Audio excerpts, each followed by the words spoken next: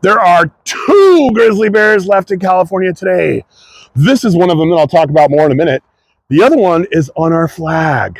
That's a Monarch. That was a real bear. The California grizzly bear wasn't as big as like a lot of the old studies made it out to be. They're actually the average size of grizzlies. I know a lot of you heard differently, so go ahead and Google that again before you get all crazy in the comments. The California grizzlies were mostly vegetarians, although they probably got their salmon on too.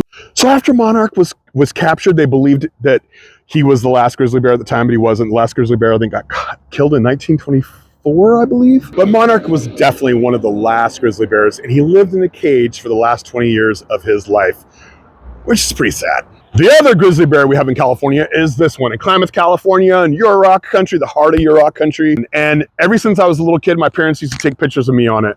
But me and my sister used to sit up on here. I'm gonna show you a picture. Look who's still here, but doesn't quite look as young as it used to. The bear, not me, the bear. Look at, its jaw came off. And so this bear has always been, these big grizzly bears, fake grizzly bears have always been really a huge part of my upbringing, and I really, really appreciate it.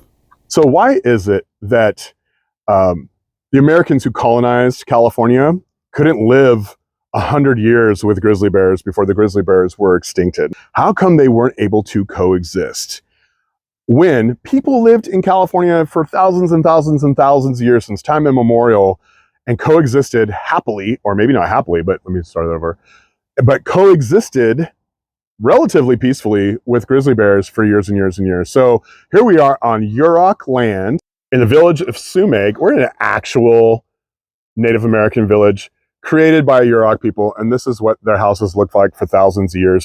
What was the secret? How did the Yurok people coexist with grizzly bears? 2 ways that Yurok people coexisted with grizzly bears were landscape. It was open. You could see multiple yards in front of you while crawling outside of your house.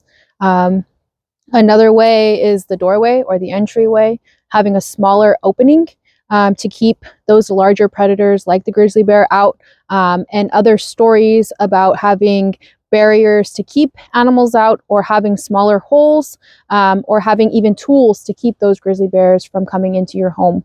And that's how we were able to coexist and also be safe. That hole looks small enough, it might keep my fat belly and this bear out too. If you'd like more information about the Yurok Tribe, go to yuroktribe.org. At Redwoods Rising, we restore redwood forest and the watersheds they grow in, and this creates habitat for wildlife, but there's no plans to introduce a grizzly back into California at this time. I wear my sunglasses in the barn so I can see the saber-toothed tiger. Can you imagine, like, the Yurok people who we just talked about, they coexisted with saber-toothed tigers too. Pretty crazy, huh? Lord knows what that relationship was like. Maybe they probably learned a lot in dealing with saber-toothed tigers.